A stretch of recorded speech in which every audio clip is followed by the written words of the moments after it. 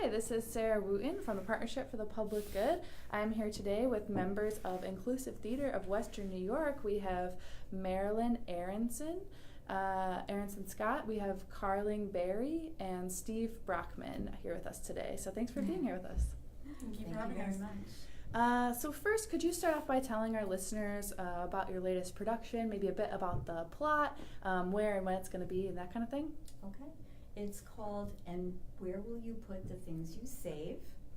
And it opens this Thursday night. It'll run for 3 weeks. Thursdays are pay what you can. Our normal admission is $25 and $20 for seniors. It's a play. Well, I'll let you talk about that, Steve. I will talk about the play. Hi. So the play focuses on 3 characters. I play a criminal defense lawyer named Nick Mowright, who is recently wheelchair bound as a result of a motorcycle accident and is just starting to navigate this new life. He's also navigating having his sister home. Her name is Erica, and she is a highly functioning autistic individual who is recently home from a group home.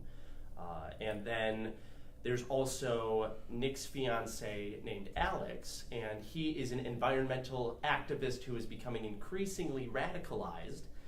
So there's all of this a lot of comedy, but a lot of drama that surrounds these situations as that progresses throughout the course of the play. Excellent. And it does come to a head. Sure does. I love to see that. Okay. Yeah.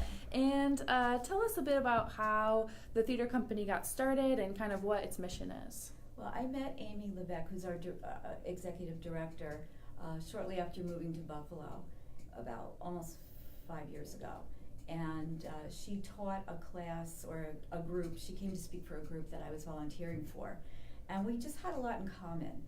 She and I both have people in our families who have disabilities, and we saw what happened to them over the years, that their worlds got smaller and smaller. Even though schools were doing inclusion, they often didn't have the opportunities that other people had. They weren't even offered them sometimes. So we were right on the same page. We also have a lifelong love of theater, each of us. And theater saved both of us, I think, just being an audience. I'm the best audience member ever. I'm the one whooping it up at the end of the play, screaming bravo, wondering why nobody's joining me sometimes. But so we connected there, and our belief in radical inclusion, and knowing that it really wasn't being done the way we'd like to see it done, we decided to start an inclusion revolution. So even the inclusion that's being done, we want to revolutionize.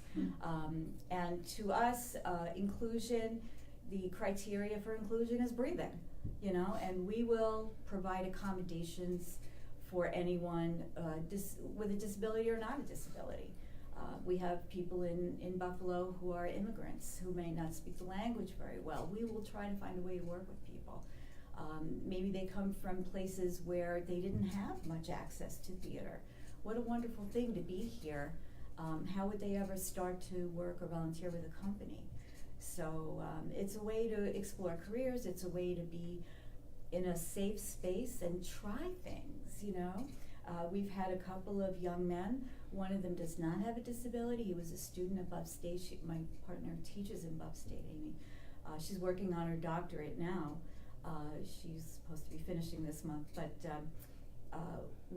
one of her students came from the beginning, and we also had a young man with autism, and we had an improv class, and there were many people in the class. Carling was in the class. That was when we first met you, and the 2 people that you would least likely think would be good at improv were hilarious. This very shy young man and this young man with autism. But he had gotten to know us over 3 or 4 years. He started barely speaking with us and getting ticked off and leaving sometimes.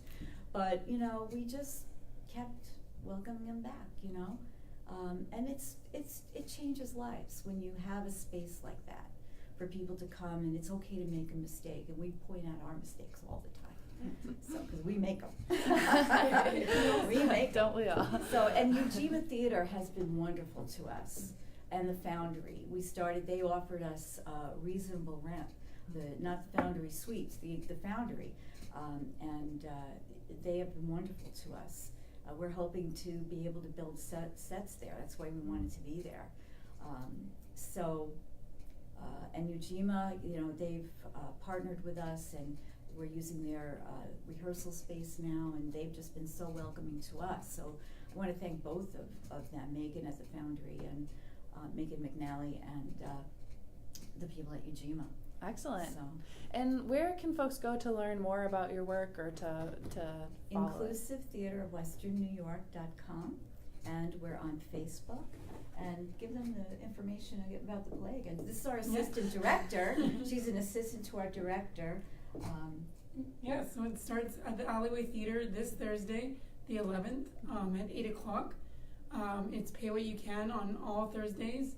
It runs Thursday, Friday, Saturday, Sunday for the next 3 weeks. Saturdays are gala.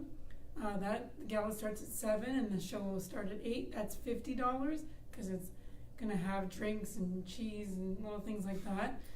Sunday is a matinee at 2, and tickets are for seniors and students $20. General admission is $25. All right. You can pay at the door. Yeah.